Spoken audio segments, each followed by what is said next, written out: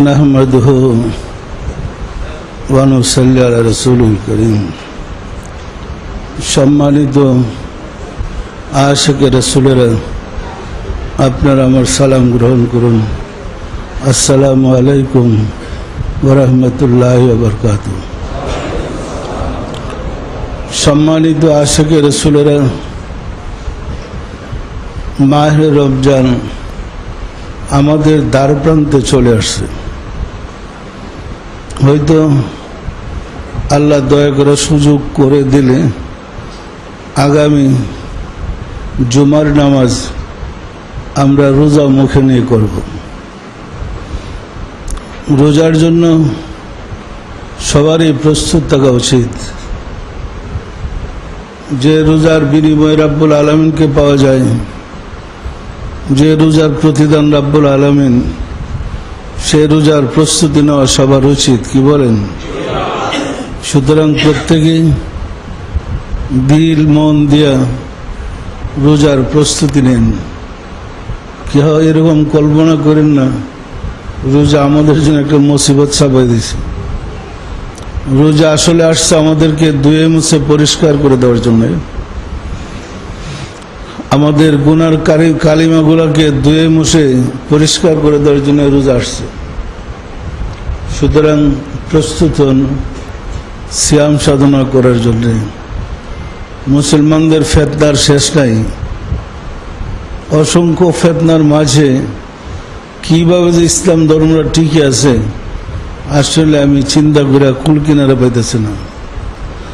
ইসলামের বিরুদ্ধে এত ষড়যন্ত্র, এত চক্রান্ত, কিভাবে যে ইসলাম টিকে আছে আমি দিশা পাইতেছি না। আপনারা জানেন গত কয়েকদিন আগে এক নামটা হিন্দুর কিন্তু লোকটা খ্রিস্টান আবার বলে মুসলমান। আসলে কি বোঝা মুশকিল। কোরবানি নিয়ে বিভ্রান্তি সৃষ্টি করেছে। কোরবানি নিয়ে একটা বিভ্রান্তি সৃষ্টি করেছে। পাঠ্য পুস্তকের মধ্যে ইসমাইল আলাইহিস সালামকে কুরবানি করা হয়েছে যে কথাগুলো আছে, সে রিট আবেদন করেছে হাইকোর্টে যে ওইটাকে ভুল, ইসমাইল আলাইহিস সালামকে কুরবানি করা হয়েছে এই কথাটা ভুল, বইগুলোকে সংশোধন করার জন্য। এবং মুসলমানদেরকে কটাক্ষ করে এত বিশ্রী কথাবার্তা বলেছে, আসলে এটা মেনে নেওয়া কঠিন। সমস্যা হয়েছে আমরা ধর্ম সম্বন্ধে অনেক কথা বলি কিন্তু গঠনমূলক জবাব দেওয়ার কোনো ব্যক্তি নেই। বিভিন্ন জায়গায় প্রতিবাদ হয়েছে, প্রতিবাদ লেখছে গালিগালাজ কাফের কুফের বলে ধরো মারো মেরে ফেলো। তো আপনি ধর্ম যে ঠিক এটা আগে প্রমাণ করেন। মুসলমান ধর্ম যে সঠিক বা কুরবানি যে ইসহাক আলাইহিস সালাম হয় নাই এটা যে সত্য এটাকে প্রমাণ করেন। সে তো বলছে কোরআনই আছে ইসহাক আলাইহিস সালামের কুরবানি করছে। প্রতিবাদের ব্যাপার কেউ নাই, শুধু আছে গালিগালাজ, মাইরা ফেলাও কেটে ফেলাও। এই দিয়ে কি ধর্ম হয়? সম্মানিত আশিক রাসূলেরা, এই সংবাদটা যখন আমার কাছে আসছে আমি তো অনেক ব্যস্ত থাকতে হয় কোরআনের হাদিসের বিভিন্ন বিষয় নিয়ে, দরবারের বিভিন্ন কাজ নিয়ে।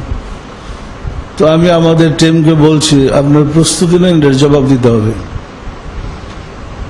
ওনাদেরকে বলছি আপনার প্রস্তুতি নেন, জবাব রেডি করেন, আমরা জবাব দেব। তো আমরা জবাব দিয়ে জবাবের একটা কপি যিনি বিচারপতি, যিনি যার কোর্টে কেস, তার কাছে কপি পাঠিয়ে দিছি। কপি না দিলে সে রায় দিবে কিভাবে? কপি পাঠানোর পরে সে এত খুশি হয়েছে, আমাদেরকে ধন্যবাদ দিয়া যে নিয়ে গেছিলেন যে লয়ার, এত খুশি হয়েছে যে উনি বললেন যে উনি বলতেছিলেন যে আমারে বাঁচাইছেন এটা দিয়ে। কারণ আমাদের কাছে তো আসলে দলিল নেই, আমরা আইনের মানুষ। সুতরাং হুজুরের কাছে আমার সালাম এবং আমার জন্য দোয়া করতে বলবেন। এবং বলে দিছে যে আগের দিনে বলে দিছে কেসটা আমি খারিজ করে দেব, কোনো চিন্তার কারণ নেই। তো মনে একটা শান্তি পেলাম যে আসলে তাহলে কাজ হবে। পাশাপাশি আরও অন্যান্য লয়ারদের কাছে আমরা যোগাযোগ করেছি এবং এটার প্রতিবাদ করতে বলেছি। এদিকে বলছি আমাদের বক্তব্যটা পত্রিকায় লেখা, পত্রিকায় তার বিস্তারিত লেখা যায় না, পত্রিকায় লেখা এটা প্রকাশ করো।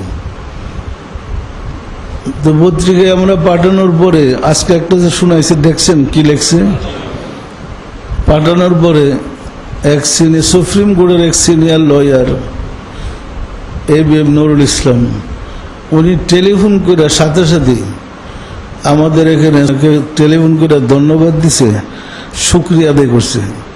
বলতেছিলেন আমরা আইন জানি, ধর্ম তো জানি না, আপনার যে সুন্দর ধর্মের ব্যাখ্যাটা দিচ্ছেন আমরা অত্যন্ত খুশি হয়েছি, ইনশাল্লাহ এটার মোকাবেলা আমরা করব। এইভাবে বিভিন্ন জায়গা থেকে পত্রিকায় সম্পাদকের মধ্যে এরা নিউজ না করে আমাদের বিষয়টা সম্পাদকীয় লেখছে। বিভিন্ন জায়গা থেকে ধন্যবাদ শুকরিয়া আদায় করে পত্রিকার বিবৃতির উপরে প্রশংসা করতেছিল। আসলে আমরা মানুষ প্রশংসা করুক এর জন্য না, আমরা চিন্তা করে দেখলাম আবহমান কাল থেকে মানে হাজার হাজার বছর আগে থেকে যে কুরবানি ধারাবাহিক মুসলমানদের কাছে চলে আসছে, এই কুরবানিটা যদি ভুল হয় তো আমাদের ধর্মই ভুল। কি মুসলমানদের ধর্ম ঠিক হবে? রিডে যদি বিপক্ষে চলে যেত, রায়রা যদি বিপক্ষে যেত, আপনারা কি কুরবানি করতে পারতেন?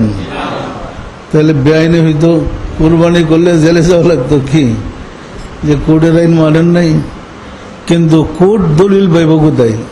কোর্ট তো আর হুজুর না, কিন্তু হুজুররা তো কেউ দলিল দেয় নাই। বাইতুল মুকাররমের হুজুর ওনাকে প্রশ্ন করার পরে উনি বলছে আবহমান কাল থেকে আমরা কুরবানি করে আসছি, এটা একটা ঐতিহ্য কুরবানি। এই কথা কি বোঝা গেল? কি বুঝেন? সারা দেশ থেকে এইরকমই কথাবার্তা।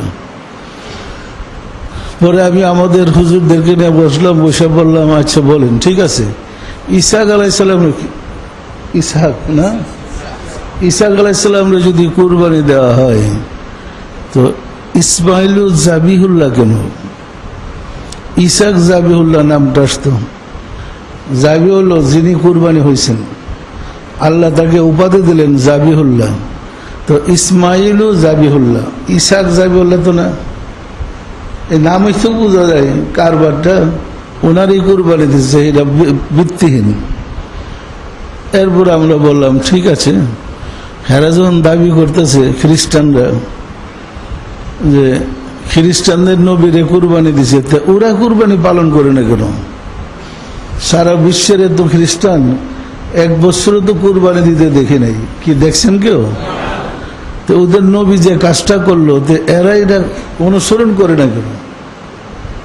তো বোঝা যায় এটা ভিত্তিহীন কথা, তাদের নবীরে কুরবানি দেওয়া হয় নাই। যাদের নবীকে কুরবানি দেওয়া হয়েছে তাদের অনুসারেই ওই কুরবানির মাস আসলে অস্থির হয়ে যায় গরু কুরবানি দেওয়ার জন্য, খাসি কুরবানি দেওয়ার জন্য, উট কুরবানি দেওয়ার জন্য। সত্য না মিথ্যা বলেন? এই কর্মই তো প্রমাণ করে কাকে কুরবানি দেওয়া হয়েছিল। সত্য না মিথ্যা বলেন?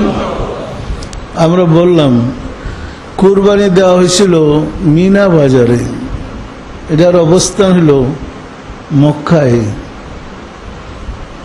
মক্কা থেকে মিনা বাজারে যাওয়ার পথে শয়তান যে সব জায়গায় ওয়াসওয়াসা দিছে, ওই জায়গাগুলোতে কাঙ্গর মেরে পিতা পুত্র দুইজনে কুরবানির জন্য গেছিলেন। সত্য না মিথ্যা বলেন?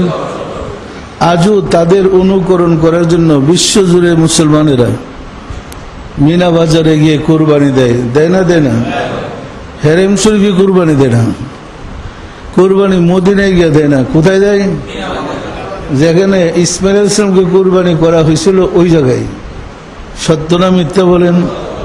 তো খ্রিস্টানদের নবী যদি কুরবানি হয়ে থাকে তাহলে ওনার জন্ম মানে উনি জন্মের পরে কোনোদিন মিনা বাজারে গেছে নাকি এমন কোনো ঘটনা আছে? তাহলে কি রুহানিতে কুরবানি হয়ে গেল? কোরবানির কি রুহানিতে হয়েছে না বাস্তবে? তাহলে বোঝা যায় খ্রিস্টানদের নবীরে কুরবানি দেওয়া হয় নাই। কি বলেন আপনারা, কি বলেন? এরপরে আমরা বললাম যে মুসলমানদের নবীর জন্ম হইল ইব্রাহিম আলাইহিসসালামের যখন ৮৬ বছর বয়স,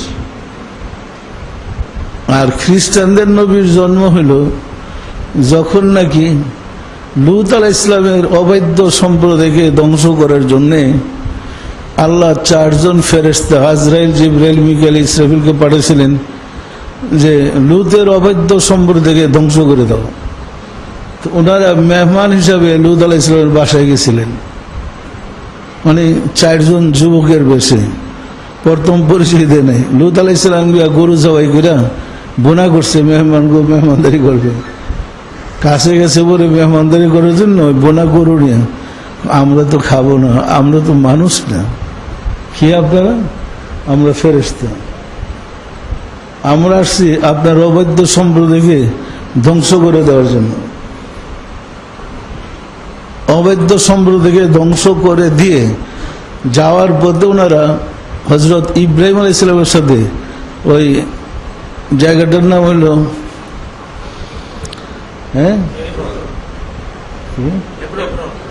জায়গাটা জেরুজালেমের হেবলুন শহর। জেরুজালেমের হেবলুন শহরে ইব্রাহিমের সাথে গিয়ে দেখা করছে। দেখা করে সালাম দিয়ে বললেন, আপনার সন্তানের শুভ সংবাদ দিলাম। উনি বলেন, কিভাবে? আমার স্ত্রী তো বন্ধা, ও তো ৮০ বছরের বুড়ি, আর আমি হইলাম ১০০ বছরের। তো আমার স্ত্রী বৃদ্ধ, তো আমার স্ত্রীর কিভাবে মা হবে, আমি কিভাবে পিতা হব? বললেন ওই ফেরেশতারা যারা ওই শহরটারে ধ্বংস করে বাহারে মায়ের মৃত সাগর বানাই দিছে, ওইখানে ধ্বংস করে এখানে সে পুত্র সংবাদ দিছিল। তখন ওনার বয়স ছিল ১০০ বছর। ইব্রাহিমের বয়স কত? আচ্ছা, ৮৬ বছর বয়সে প্রথম সন্তান জন্ম হইল। ওই সন্তানকে নির্বাসিত করা হইল মার সাথে মক্কায়। আর ১০০ বছর বয়সে ফেরেশতারা সংবাদ দিলেন তার পুত্র হবে। তাহলে পুত্র হইতে আরো ১ বছর ধরেন, ১০১ বছর লাগছে পুত্রটার জন্ম হইতে। তখন তো খ্রিস্টান নবীর জন্মই হয় নাই। ওনার কুরবানি যখন হয়েছে, মুসলমানদের নবীর যখন কুরবানি হয়, ওনার কুরবানি যখন তো ওনার ৭ বছর বয়স। ৮৬ থেকে ৭ যোগ করেন, তখন উনি পিতার সাথে হাতের আঙ্গুল ধরে হাঁটত। এই সময় কুরবানির নির্দেশ হয়েছে। ওনার কুরবানি যখন হয়েছে, নির্দেশ হয়েছে, কুরবানি হয়েছে, তখন তো খ্রিস্টানদের নবীর জন্মই হয় নাই। জন্মের আগে তারে কিভাবে কুরবানিটা দিল? তাহলে মুসলমানদের কুরবানি সত্য না খ্রিস্টানদের কুরবানি সত্য? পরিষ্কার। আমরা এইভাবে যখন যুক্তি অকাট্য দলিল দিলাম, এটা খণ্ডন করা কঠিন হয়ে পড়ছে। কি জাজে অত্যন্ত খুশি হয়েছে এবং লয়াররা খুশি হয়েছে। মানুষ মনে করছে আমরা একটা রাস্তা পেলাম। সত্যটাকে এইভাবেই পশ্চিমারা মিথ্যা বানাইয়া দেশটাকে ধ্বংস করতেছে। বিশ্বাস না আপনাদের? ইরাকে মারণাস্ত্র, বিরাট মারণাস্ত্র আছে। প্রপাগান্ডা করতে করতে শেষ পর্যন্ত দেখা গেছে মারণাস্ত্র মানে তেলের খড়িটা। ইরাক দখল করে, ইরাককে দখল করে তেল চুরি করা হলো এদের কৌশল। আমাদের পিছনেও লাগছে জঙ্গি গ্রুপ, তো হেরাই ছাড়ছে। আমাদের দেশের যাদের জঙ্গি বানাচ্ছে এটা কিন্তু তারাই। উদ্দেশ্য মারামারি, কাটাকাটি লাগাই দেয়। ঢুকতে পারলে এখানে গ্যাসের খড়ি আছে, আরো মাটির নিচে অনেক সম্পদ আছে, স্বর্ণের খনি আছে, দিকে তো সোনার বাংলা। পরিষ্কার না? পরিষ্কার না? এগুলা যদি হেরা দখল করতে পারে, তো হেরা আবিষ্কার করতে পারলে তারা লয়ে লইব, আর আমাদেরকে গোলাম খাটাইবে। বিশ্বাস না? এইভাবে আমাদের ধর্ম থেকে আল্লাহকে নিরাকার বানাইছে। আল্লাহ আকার না নিরাকার? আল্লাহর অস্তিত্বকে নিরাকার বানায় আমাদের আল্লাহকে শেষ করে দিছে। এখন আমরা প্রতিনিয়ত আল্লাহর পরিচয়টা তুলে ধরতে হিমশিম খাইতেছে। আমরা প্রমাণ, হাজার হাজার প্রমাণ, এত প্রমাণ। আল্লাহর চোখ আছে, আল্লাহর কান আছে, আল্লাহর মুখ আছে, আল্লাহ দেখেন, আল্লাহ শুনেন, আল্লাহর দুই হাত আছে, আল্লাহর দুই কদম মুবারক আছে, আল্লাহর দেহ মুবারক আছে, আল্লাহর রূহ মুবারক আছে। হাজার হাজার বুড়ি বুড়ি প্রমাণ আমাদের কাছে আছে। এরপরে তিনি কিভাবে নিরাকার হইলেন?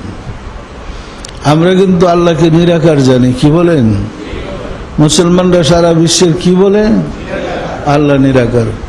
এরা এইভাবে, যেমন মুসলমানদের নবীরে কুরবানি দিতে কাত করে শোয়াই নাই, কাত করে শোয়াইছিল খ্রিস্টানদের নবীকে। এটা যেমন প্রভাকাণ্ড করে ফ্যাকরা লাগাইতে চাইছিল, ওইভাবেই আল্লাহকে নিরাকার বানিয়ে দিয়েছে।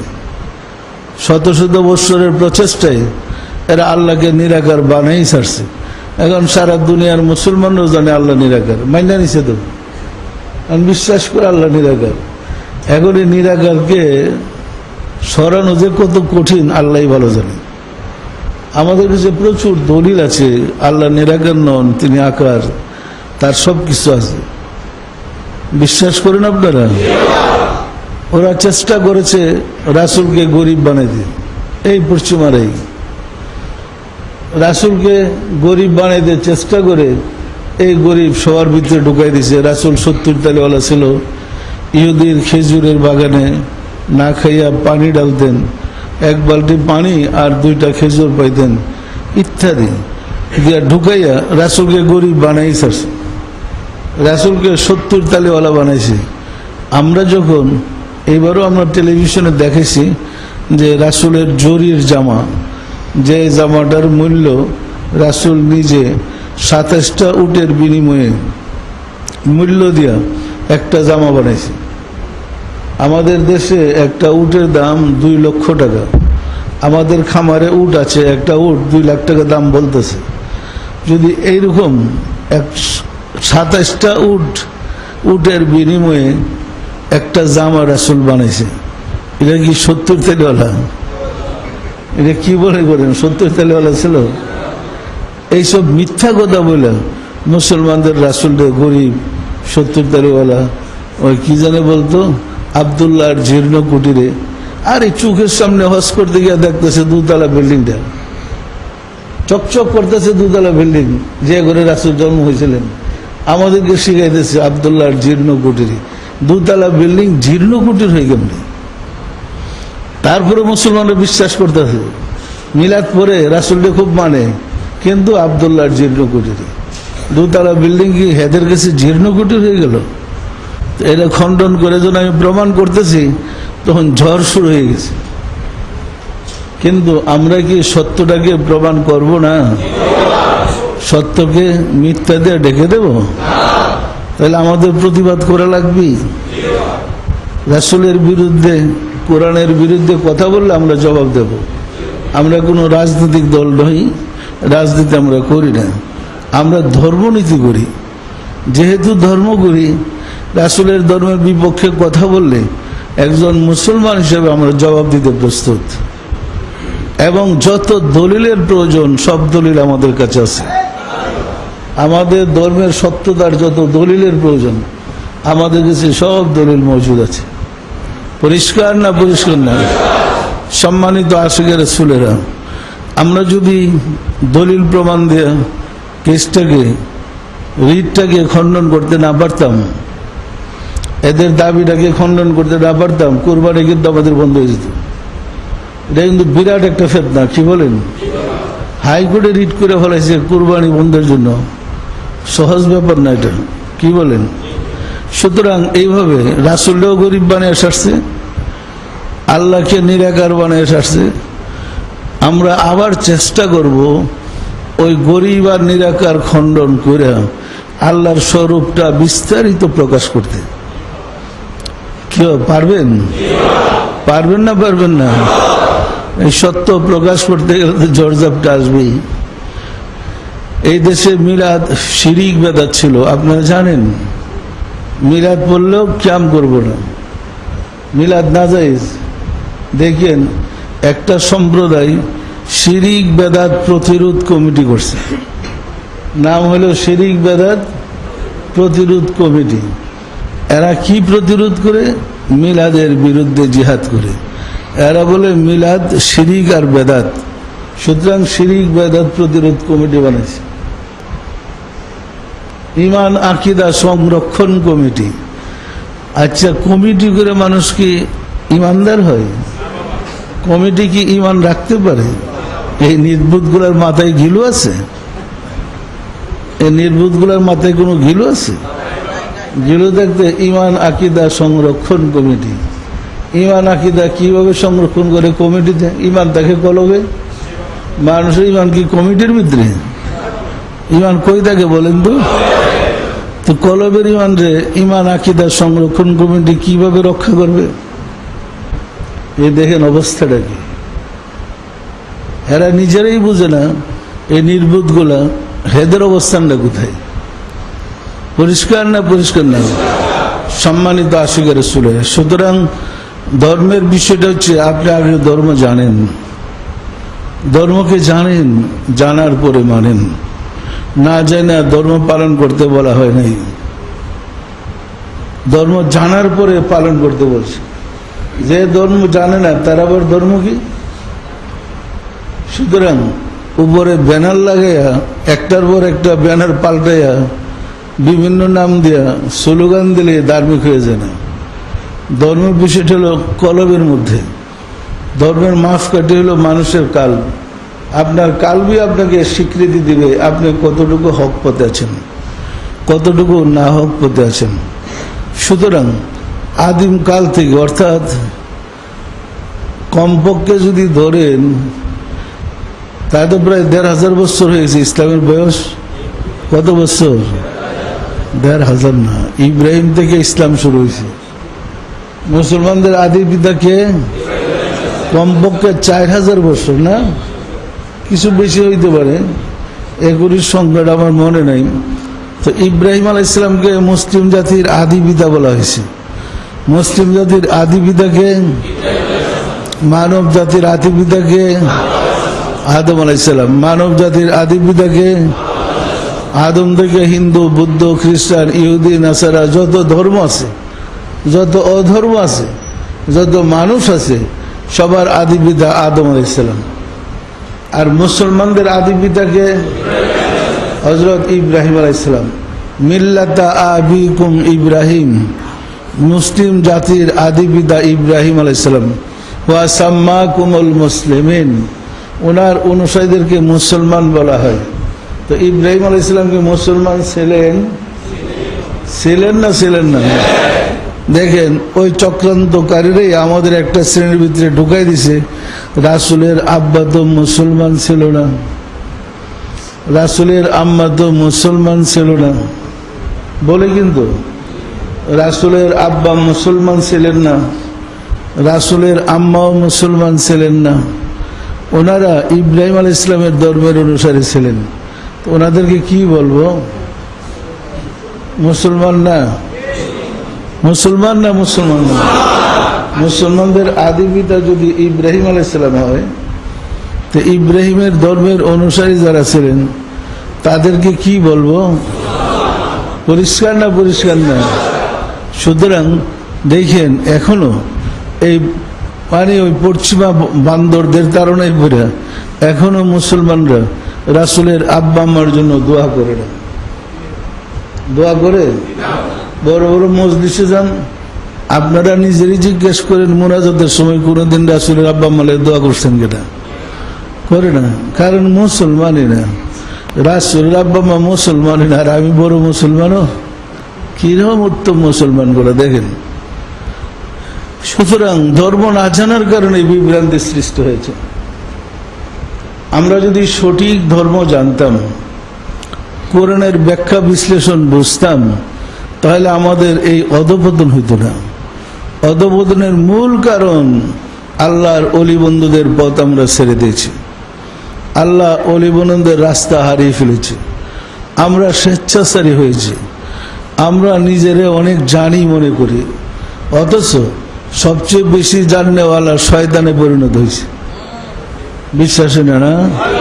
ফেরেশতাদের সর্দার যে ছিল, ফেরেশতাদের শিক্ষক ছিল, মুআল্লামুল মালাকুত, ফেরেশতাদের শিক্ষক যিনি ছিলেন, বেশি জাননেওয়ালা, আল্লাহ ওনাকে ইমানি পরীক্ষা করার জন্য বললেন ফাসজুদু লি আদম, আদমকে সেজদা করো। কিন্তু বেশি জানো, দেখি আমার হুকুমটা কতটুকু মানো। ফাসজুদু লি আদম, যার মজার ঘটনা আছে, হাদিসে আসছে, তাফসিরে আসছে। আল্লাহ যখন আদম আলাইহিস সালামকে মাটি দিয়া বানাইলেন, আল্লাহ বলে আমি নিজের হাতে বানাইছি। আদমের দেহটা মাটি দিয়া বানাইয়া রুদ্রের মধ্যে 40 দিন রাখছে। তো ওই মুআল্লামুল মালাকুত যিনি, উনি বেহেশতের থেকে বাইর হইয়া সকালে বিকালে ওই দেহ মুবারকে লাগতে দিতেন। বুঝছেন না বুঝেন নাই? আক্রোশটা হইল কি, আমার তুই আবার আদম বানাইতেছে, এই জিদ্দে ওই সকালে একবার বিকেলে একবার এসে দুইটা লাগতে দিয়ে যেত আদম আলাইহিস সালামের দেহ মুবারক। এই কথাগুলো হাদিসে আসছে। আবার সে আদমের ভিতরে আল্লাহ নিজে প্রবেশ করে বলেন নাফাকতু ফিহি মিন রুহি, আমার রূহ থেকে রূহ তোমার ভিতরে দিলাম। নাকের ভিতর দিয়া, মুখের ভিতর দিয়া রূহ প্রবেশ করার পরে যতটুকু মরুটা যাইতেছে সাথে সাথে তাজা হয়ে যেতেছে, আর মাটি নাই, দেহ তৈরি হইতেছে। তো মাথা দিয়ে ঢুইকে কদম মুবারক বসতে বসতে উনি জিন্দা হয়ে ওইটা দাঁড়িয়ে গেলেন। পরিষ্কার না? পরিষ্কার না? দাঁড়ানোর পরে আল্লাহ শিক্ষক যে হইলেন ফেরেশতাদের, মুআল্লামুল মালাকুত, উনি কতটুকু আল্লাহকে বিশ্বাস করে, আল্লাহর কত ভক্ত প্রমাণ করার জন্য বললেন, আল্লাহর হুকুম মানে কি মানে না প্রমাণ করার জন্য বললেন ফাসজুদু লি আদম, আদমকে সেজদা করো। যে লোকটা আদমকে সকালে বিকালে লাথি দিত, এই লোক সেজদা করবে? কি বলেন, করতে পারে? কেন পারে না? না পারার কারণ হলো তিনি সবচেয়ে বড় পণ্ডিত ছিলেন, সবচেয়ে জ্ঞানী ছিলেন। তার জ্ঞান তাকে ছোট হইতে দেয় না। সেজদা করতে নির্দেশ করলে সে বলছে, মানে সে সেজদা একদম সরাসরি অস্বীকার, আমি সেজদা করবো না। আল্লাহ তাকে মুআল্লামুল মালাকুত থেকে শয়তান বানাই দিলেন, মারদুদ শয়তান। শয়তান হওয়ার পরে তাকে বেহেশত থেকে তাড়িয়ে দিলেন, যাও আমার বেহেশতে তোমার জায়গা নাই। শয়তান বেহেশত থেকে বিতাড়িত হইল। বিশ্বাস নেই? এগুলো কিন্তু কোরআনের ঘটনা। বেহেশত থেকে বিতাড়িত হওয়ার পরে আল্লাহর সাথে সে শর্ত করলো, ঠিক আছে আমি বেহেশত থেকে বেরিয়ে গেলাম, আমার আপত্তি নাম তো, আমার কথা আছে, আমি যে এতদিন তোমার আরাধনা উপাসনা ইবাদত বন্দেগী করলাম, এর বিনিময়ে আমাকে কিয়ামত পর্যন্ত হায়াত দিতে হবে। আল্লাহ বলে যাও দিলাম, মানে আমি মরতেছে না, কিয়ামত পর্যন্ত থাকবো। আর একটা আদম সন্তান বা আদমের শিরায় শিরায় শিরায় উপশিরায় চলার শক্তি আমাকে দিতে হবে। আল্লাহ বলে যাও দিলাম। এরপর আল্লাহ তুমি দয়া করে বেহেশতের দরজাতে তালা মারো। কেন? জিজ্ঞেস করে কেন? একটা মানুষ তুমি পাইব না যে বেহেশতের যোগ্য, কারণ তুমি আমাকে যে পাওয়ার, যে শক্তি দিছ, আমি সব মানুষকে জাহান্নামী বানিয়ে ছেড়ে দেব। বেহেশতের দরজায় তালা মেরে এই বেহেশতের দরজা তুমি জাহান্নামের দরজা নামে রূপান্তরিত করে দাও। কারণ জাহান্নাম বইরে ফেলামো, জান্নাত খালি। দেখেন আল্লাহর সাথে কি কথাবার্তা বলে আসছে। তো আল্লাহ বলে ঠিক আছে তুমি যা পারো করো, আমার বান্দা যখন ভুল করে ক্ষমা চাইবে আমার কাছে কান্নাকাটি করলে আমি তাকে মাফ করে দেব। তুমি সারা জীবন যত ভুল করো, সে একবার তওবা করে আমার দিকে ফিরে আসলে আমি সব মাফ করে দেব, আমি তাদেরকে জান্নাতে দিয়ে দেব। পরিষ্কার? এই শয়তান কেমন শয়তান দেখেন, হযরত নূহ আলাইহিস সালামের জমানায় এই শয়তান আবার নূহকে বলতেছে, ইয়া নূহ, আপনি তো এখন দ্বিতীয় আদম। নূহ আলাইহিস সালাম কিন্তু দ্বিতীয় আদম, জানেন তো আপনারা? আপনি তো দ্বিতীয় আদম, তা কাজ করেন, হে নূহ আমি তো আদমের আল্লাহর হুকুম অমান্য করে মারদুদ শয়তানে পরিণত হয়েছি, আপনি দয়া করে আমার জন্য আল্লাহর কাছে একটু সুপারিশ করেন, আল্লাহ যেন আমার মাফ করে দেয়। তো নূহ আলাইহিস সালাম বললাম, ঠিক আছে আমি সুপারিশ করতে পারি, তো শর্ত আছে। কি শর্ত? আদমের কবরের কাছে তার পায়ের কাছে গিয়ে তুমি সেজদা দিবা, সেজদা দিয়ে আসো, আমি সুপারিশ করে মাফ করে দিই। নাউজুবিল্লাহ, আদমকে আবারও সেজদা করবো? জিন্দা থাকতে যারা সেজদা করি নাই তাকে আবার সেজদা করবো কবরে? জাহান্নামে যাই যাবো, সেজদা করতেছে না। এই শয়তান কিন্তু আমাদের ভিতরে আছে, আছে না নাই? এই শয়তানের হাত থেকে আমাদের বাঁচতে হবে। এই শয়তান কখনো প্রশাসক রূপে, কখনো খাদেম রূপে, বিভিন্ন অবস্থায়, বিভিন্ন রূপে, বিভিন্ন নামে সে আমাদেরকে ধোঁকা দিচ্ছে। পরিষ্কার হাদিস শরীফে বর্ণিত হয়েছে, আউযু বিল্লাহি মিনাশ শাইতানির রাজিম, এই দোয়া পড়লে শয়তান পালিয়ে যায়, দূর হয়ে যায়, বেগে যায়। বেগে যায় না, যায় না? আচ্ছা, আমরা প্রথম আউযুবিল্লাহ বিসমিল্লাহ পড়ে উযু করলাম, উযুর আগে আউযুবিল্লাহ বিসমিল্লাহ পড়া লাগে না? তাই শয়তানকে ভাগাইলাম, ঠিক আছে। এরপরে মসজিদে ঢুকলাম নিরাপদ জায়গায়, নামাজে দাঁড়াইলাম, নামাজে দাঁড়াইয়া আউযুবিল্লাহ বিসমিল্লাহ পড়ে আবার ইন্নী ওয়াজ্জাহাতু পড়া নামাজের নিয়ত বান্ধা নিয়ত বানলাম। এখানে কি আর শয়তানের কোনো অধিকার আছে? শয়তান তো সরে সারছি। যখন সূরা পড়তাছি, ইয়্যাকা না'বুদু ওয়া ইয়্যাকা নাস্তাঈন, আমরা তোমার ইবাদত করি, তোমার সাহায্য চাই। এই তুমি কে বলেন তো? তো আমরা আল্লাহর ইবাদত করি, আল্লাহর সাহায্য চাই, এটা যখন বলি, বইলা সর্বশেষ যখন আল্লাহকে সেজদা করি, ঠিক ওই সময় আমাদের কলব থেকে শয়তান এসে এমনবার একটা চাবি দেয় যে আরে কার কাছে যে কত টাকা পাইতাম। আসছে কিন্তু মনে, আসে না আসে না? আজকে জন্য কোথায় প্রোগ্রাম ছিল আমাদের যাওয়ার, প্রোগ্রামে তো মিস হয়ে যেতেছে। কল্পনা আসে না আসে না? তাহলে এই শয়তানটাকে আউযুবিল্লাহ পড়ে তো শয়তান ভাগাইলাম, এই শয়তানটা কোন শয়তান বলেন তো? বাহিরের শয়তানকে তাড়াইলেন, আপনার সুদূরের মুকামে যে শয়তান বসা তারে, সুদূরের মুকামে যে শয়তান বসা তাকে তাড়াইবেন কি দিয়ে? কলবের প্রথম স্তর সুদূরের মুকামে যে শয়তান বসা আছে তাকে সরাইবেন কি দিয়ে? তাকে সরাইবার মেডিসিনটা কি? তাকে সরাইবার মেডিসিন হচ্ছে ফাইজা যাকারাল্লাহ খানাসা ওয়া ইজা গাফালা ওয়াসওয়াসা। আল্লাহ রাসূল বলেন, আশ-শাইতানু জাসিমুন আলা কালবি বানি আদম ফাইজা যাকারাল্লাহ খানাসা ওয়া ইজা গাফালা ওয়াসওয়াসা। আদম সন্তানের দিলে শয়তান বাস করে। আউযুবিল্লাহ বইরা বাহিরের শয়তান তাড়াইলেন, আজান দিয়া বাহিরের শয়তান সরাইলেন, কিন্তু আপনার দিলে যে শয়তান বাস করে তারে, সে তো আউযুবিল্লাহতে সরতেছে না, সে তো আউযুবিল্লাহর ঊর্ধ্বে, কলবের মধ্যে স্থান। আল্লাযী ইউওয়াসওয়িসু ফি সুদুরিন নাস, কলবের প্রথম স্তরে বসে শয়তান ওয়াসওয়াসা দেয়। পরিষ্কার? এই শয়তানকে সরাবেন কেমনে? এই শয়তানকে সরাইতে হলে কলবে জিকির দিতে হবে, কলবে আল্লাহর জিকির বসাইতে হবে। কলবে আল্লাহর জিকির বসাইতে পারলে, আরো পরিষ্কার করে বললে সহজ, কলবে আল্লাহকে বসাইতে পারলে আল্লাহ আর শয়তান একসাথে থাকতে পারবো না। আগুন আর পানি এক বান্ডে জায়গা হয় না, হয়তো আগুন থাকবে, না হয় পানি হয়ে যাব। পরিষ্কার?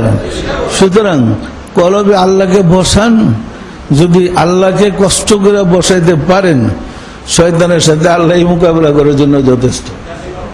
পরিষ্কার?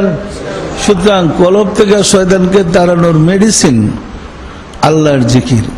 আল্লাহর জিকির কলবে জারি হলে আপনি ঘুমাই থাকলে ইবাদত, কথা বললে ইবাদত, খানা খেলে ইবাদত, সব ইবাদতের ভিতরে ঢুকতেছে। যতক্ষণ না কলব থেকে শয়তানকে তাড়াইতে পারেন, যত আবাদত যত বন্দিগি করেন সব নিষ্ফল। এই আবাদত বন্দিগির কোনো লাভ নাই। অজু করে আপনি পাকসাপ হয়ে মসজিদে ঢুকলেন, সুন্দর পোশাক পরে নামাজের নিয়ত বানলেন, সূরা গরাত পড়তেছেন কাকুতি মিনতি করে, কিন্তু মনটাকে নিয়ে গেছে আরেক দিকে। এরকম কি আপনাদের মন যায়? যায় না? যায় না? আল্লাহ রাসূল বলেন, হাদিসটা হলো এরকম, মানুষ যখন নামাজে দাঁড়ায় শয়তান তাকে এমনভাবে ওয়াসওয়াসা দেয় যে কত রাকাত নামাজ পড়ে তা মানুষের মনে থাকে না। কত রাকাত নামাজ পড়ে এটাই ভুলে যায়। এটা হয় আপনাদের? তাহলে বোঝা যায় শয়তান দখল করে বসে রয়েছে। আসলে হেড অফিসের শয়তানের বাসস্থান। তাহলে আমরা মুক্তি পাবো কিভাবে? আমাদের সাধনাই হইতে হবে কলব থেকে শয়তানকে সরানো। বাহিরের শয়তানকে না জিহাদ করে তাড়াইলাম, ভিতরের শয়তানকে আল্লাহর জিকির দ্বারা সরাইতে হবে। পরিষ্কার? সুতরাং নিয়মিত কলবের জিকিরটা খেয়াল রাখবেন। আপনি যদি নিয়মিত কালবের জিকির করেন, জিকিরটা খেয়াল রাখেন, তাহলে শয়তান আপনাকে ঘায়েল করতে পারবে না। তবে ব্যাপার আছে, শয়তান কিন্তু কলবটাকে আল্লাহর কাছ থেকে চেয়ে নিয়ে আসছে। সুদূরের মুকামটা মানুষের কলবের প্রদর্শন, সুদূরের মুকাম সে আল্লাহর কাছ থেকে চেয়ে নিয়ে আসছে, এটা তার দখলে। আপনি যদি দল বললে তাকে এখান থেকে উচ্ছেদ করে দেন, সে কিন্তু সার্বক্ষণ চেষ্টা করবে আবার কখন ওই কলবটা দখল করতে পারে। এটা কিন্তু তার আপ্রাণ চেষ্টা। কেমনে করবে? বাড়িটা দখল করবো, এটা তো আমার বাড়ি। শয়তান বলে এটা তো আমার বাপের বাড়ি, আমি তো আল্লাহর কাছে চাই নিয়েছি। এইবারে আল্লাহ জিকির দিয়ে আমার বাগাইলো, আমি আবার দখল করবো। তখন আপনাকে অন্য একটা রিপু দিয়ে আপনার মধ্যে আমিত্ব বাড়িয়ে দিব। আমি কি কম বুঝি?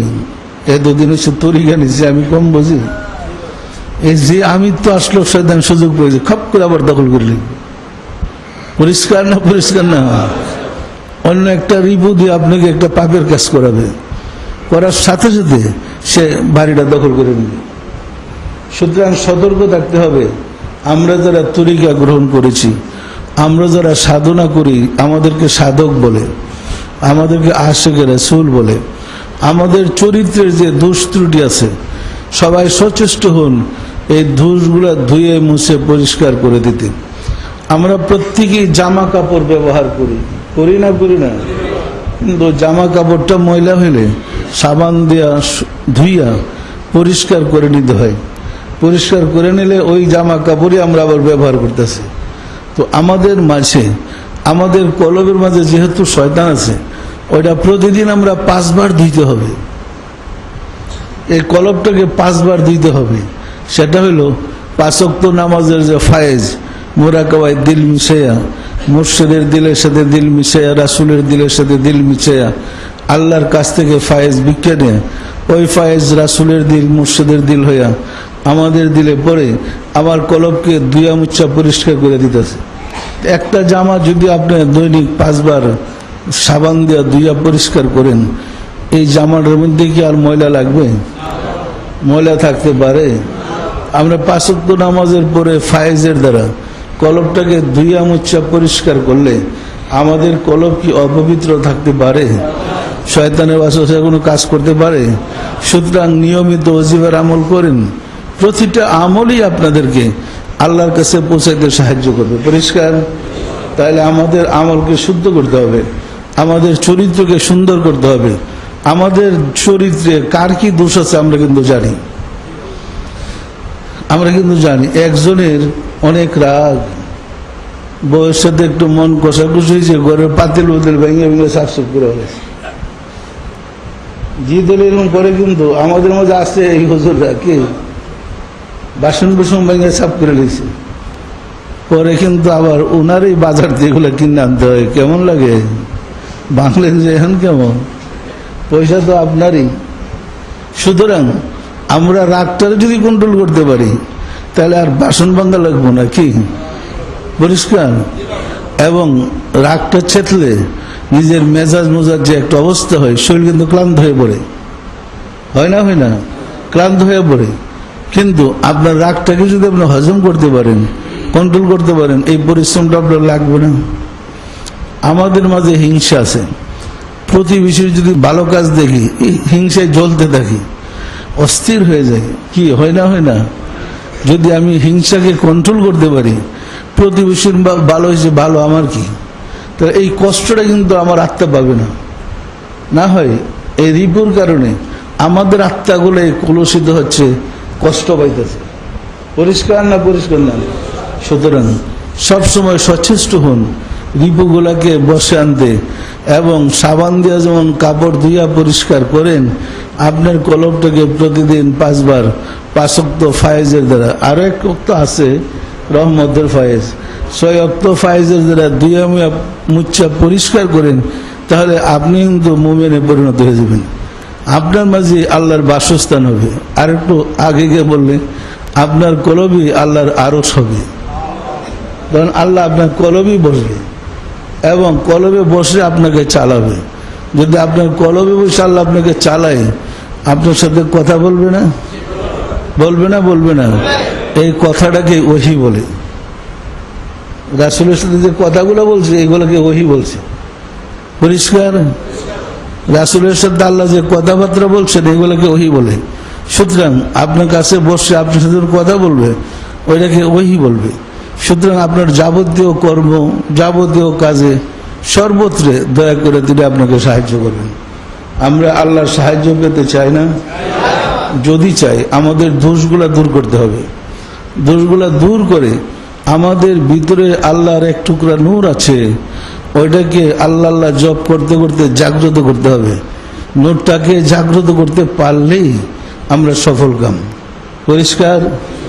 আর যত ইবাদত বন্দেগী, এটা সাহায্য করার জন্য। দেখেন, আকিমুস সালাত ইন্নাস সালাত তানহা আনিল ফাহশাই ওয়াল মুনকার। আল্লাহ বলেন তুমি সালাত কায়েম করো, নিশ্চয়ই সালাত যাবতীয় পাপ থেকে ফিরায়। তাহলে নামাজ পড়তে হয় কিসের জন্য? পাপ থেকে বাঁচার জন্য। নামাজ পড়তে হয় কিসের জন্য? নামাজকে পাপ থেকে ফিরাইয়া রাখে। ঢাল যেমন তরবারের আঘাতকে ফিরায়। আগে তরবারের যুদ্ধ ছিল তো, ঢাল দিয়া যুদ্ধ করলে তখন আর আঘাত পড়তো না। নামাজ হলো ঢাল স্বরূপ। ঢাল যেমন আপনার আঘাতকে ফিরায়, নামাজ পড়লে যাবতীয় পাপকে নামাজ ফিরাবে। কোন নামাজ? হাকিকাতুস সালাত। যে নামাজ আপনার কবুল হবে, দুনিয়ার চিন্তা মুক্ত করে যে নামাজ পড়তে পারবেন, সেই নামাজই আপনাকে পাপ থেকে ফিরাবে। যখন পাপের কল্পনা আসবে, দেখবেন মনের থেকে নামাজ সিগন্যাল দিচ্ছে, থামো, সময় নেই পাপ করার। পরিষ্কার না? আমি কি গোছায় বলতে পেরেছি? আমরা এমন একটা ফেতনার যুগে আসছি, যে ফেতনার যুগে মুসলমানদের মধ্যে হাজারো দল, আবার পশ্চিমার আয়সা এর ভিতরে উস্কাই দিতেছে আরো লাগো। দেখেন, এত 4000 বছর যাবৎ কুরবানি করতেছেন, হিডারে না জায়েজ বানাইয়া আমাদেরকে কাফের টাফের বলে থুই নেই। পত্রিকা কিন্তু কাফের বলছে, জালেম বলছে, আর ফাসেক বলছে। আর উনি হলো মুমিন। কি মুমিনের ঘরের মুমিনটা? মুমিনের সুরে পুলিশে কোনো মধ্যে পাহারা দিয়ে পার করছে। তো মুমিন তো দাঁড়ে দিকে আমি মুমিন, আমি জিহাদ করবো, কি দেন অবস্থাটা কি? পরিষ্কার? আসুন রাব্বুল আলামিনের সাহায্য চাই, তিনি যেন দয়া করে আমাদেরকে তার আশ্রয়ে, তার হেফাজতে রাখেন। আমিন। আউযু বিল্লাহি মিনাশ শাইতানির রাজিম। বিসমিল্লাহির রহমানির রহিম।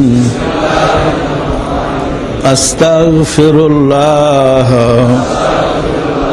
রাব্বি মিন কুল্লি জামবে ওয়া আতুবু ইলাইহি। আয় আল্লাহ, জীবন ভর নফসের খাহেশে, শয়তানের ফেরেবে যত প্রকার গুনাহ করিয়াছি, সমস্ত গুনাহ হইতে তোমার নিকট তওবা করিতেছি।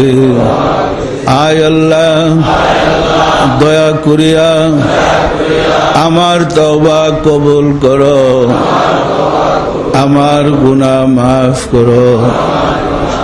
লা ইলাহা ইল্লাল্লাহু মুহাম্মাদুর রাসূলুল্লাহ। সবাই দিলের হাত উঠে বলেন আল্লাহুম্মা আমিন। ওগো দয়াল মাওলা, দয়াল খুদা, অদম কঙ্গাল ভিক্ষুকেরা বাবে রহমতে পবিত্র জুমার দিনে জুমার নামাজ পড়লাম, আজকের তালিম গ্রহণ করলাম, তোমার প্যারা হাবিবের শানে দুরুদ আর সালাম পেশ করলাম। সবশেষে তওবা করে তোমার শাহী দরবারে জোরহাত করে মাফ চাই। জীবনে যত ভুল বেয়াদবি করেছি দয়া করে মাফ করে দাও, মাফ করে দাও রে মাওলা। আমাদের ভুল বেয়াদবিকে মাফ করে দাও, আমাদের ইবাদত গুলো কবুল করে নাও, এর ফজিলত পৌঁছে দাও তাজদারে মদিনা সরকার দু আলম হযরত মুহাম্মদ মুস্তাফা আহমদ মুস্তাফা সাল্লাল্লাহু আলাইহি ওয়াসাল্লাম হুজুরে সব নজর পৌঁছাও। রাসূল পাক সাল্লাল্লাহু আলাইহি ওয়াসাল্লামের সম্মানিত পিতা মাতা, দাদা দাদি, নানা নানি, আল আওলাদ, আল আসহাব, আজওয়াজ মুতাহিরিন, আল বাইতিন, খুলাফায়ে রাশিদিন দের আরওয়াহ পাকের হুজুরে সব নজর পৌঁছাও। খাতুনে জান্নাত মা ফাতেমা রাদিয়াল্লাহু তাআলা আনহা, সাইয়েদনা হযরত ইমাম হাসান, সাইয়েদনা হযরত ইমাম হুসাইন রাদিয়াল্লাহু তাআলা আনহুমা, যারা দিন ইসলামের জন্য কারবালার প্রান্তরে শাহাদাত বরণ করে গেল রে মাওলা, দয়া করে তাদের আরওয়াহ পাকের হুজুরে সব নজর পৌঁছাও। বাবা আদম আলাইহিস সালাতু সালাম হইতে রাসূল সাল্লাল্লাহু আলাইহি ওয়াসাল্লাম পর্যন্ত যত আম্বিয়া ইকরাম দারুল বাকায় তাশরীফ নিয়েছেন তাদের আরওয়াহ পাকের হুজুরে সব নজর পৌঁছাও, সব নজর পৌঁছাও মাওলা। আমার মুর্শিদ পিরানে পীর দস্তগীর সুলতানুল মাশায়েখ সুলতানিয়া মুজাদ্দাদ তরিকার ইমাম শাহ চন্দ্রপুরী রহমাতুল্লাহ আলাইহি হুজুরে, তার সহধর্মণী হযরত বড় মা রহমাতুল্লাহ আলাইহি হুজুরে, তার নয়নের পুতলি আশিকদের প্রাণের প্রাণ সৈয়দা হামিদা বেগম রহমাতুল্লাহ আলাইহি হুজুরে সব নজর বসর মাওলা। হযরত খাজা বাহাউদ্দিন নকশবন্দ রহমাতুল্লাহ, মুজাদ্দিদ আল ফিসানি রহমাতুল্লাহ, খাজা মাইনুদ্দিন চিশতি রহমাতুল্লাহ, বড় পীর হযরত আব্দুল কাদের জিলানী রহমাতুল্লাহ, তাদের তরিকার সিলসিলায় যত পীর ওলি গাউস কুতুব तमाम পৃথিবীর মুমিন মুমিনাত যে যেখানে ইন্তেকাল করিয়াছে মাওলা, দয়া করে তাদের আরওয়াহ পাকের হুজুরে সব নজর পৌঁছাও, সব নজর পৌঁছাও মাওলা। আমরা ভিক্ষুকেরা যারা তোমার শাহী দরবারে হাত উঠালাম, আমাদের আপন আপন গর্ভধারিণী মা জননী, জন্মদাতা পিতা, মহাবদ্র স্ত্রী, শ্রদ্ধেয় শ্বশুর শাশুড়ি, দাদা দাদি, নানা নানি, খালু খালা, ছেলে মেয়ে, খেস আকরাবা যে যেখানে ইন্তেকাল করিয়াছে মাওলা, দয়া করে তাদের আরওয়াহ পাকের হুজুরে সব নজর পৌঁছাও। আর যারা জগতের বুকে বেঁচে আছে তাদের প্রতি রহমত নাজিল করো মাওলা গো। ঘরে ঘরে আশিকে রাসূল বানিয়ে দাও, আশিকে রাসূলদের বিপদ আপদ, বালা মুসিবত, অভাব অনটন দয়া করে দূর করে দাও মাওলা গো। বিজাতির চক্রান্ত হইতে আমাদেরকে তোমার আশ্রয় রাখো, আমরা যেন তামাম ষড়যন্ত্র ধোঁকাবাজি থেকে তোমার হেফাজতে থাকতে পারে সুযোগ করে দাও মাওলা গো। আমাদেরকে দয়া করে নূরে ঈমান ভিক্ষা দাও, আমাদের মাঝে তোমার জজবাত পয়দা করে দাও, আমাদের মাঝে তোমার মহব্বত সৃষ্টি করে দাও। আমরা সদা সর্বদা যেন তোমার কদম মুবারকের আশ্রয় থাকতে পারি সুযোগ করে দাও। আমাদের মোনাজাত দয়া করে কবুল করে নাও। মাওলা গো, আগামী জুমার দিন হয়তো আমাদের রমজান শুরু হয়ে যাবে। আমরা যেন সুন্দর মতো তোমার পছন্দ অনুযায়ী রোজা পালন করতে পারি। দয়া করে সুযোগ করে দাও। তোমার ইচ্ছা যেন বাস্তবায়ন করতে পারি, আমাদেরকে সুযোগ করে দাও। আমাদের মোনাজাত কবুল করে নাও। আমিন। বাহার ইলাহা ইল্লাল্লাহু মুহাম্মাদুর রাসূলুল্লাহ।